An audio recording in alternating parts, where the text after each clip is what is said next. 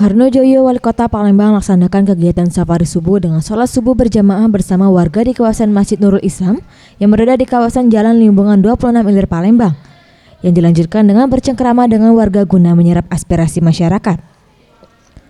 Harnojoyo selaku Wali Kota Palembang menuturkan, kegiatan ini untuk memakmurkan musola dan masjid yang ada di Kota Palembang, serta menyerap aspirasi dari masyarakat guna menyelesaikan persoalan di masyarakat sesegera mungkin.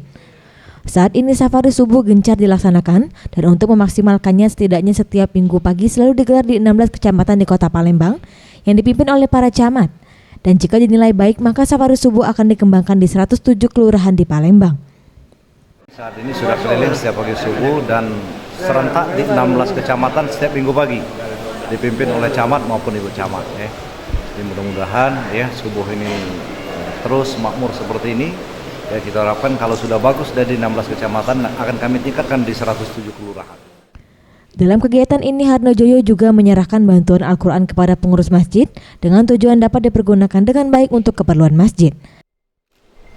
Anugerah Sandi Pratama, Sriwijaya TV.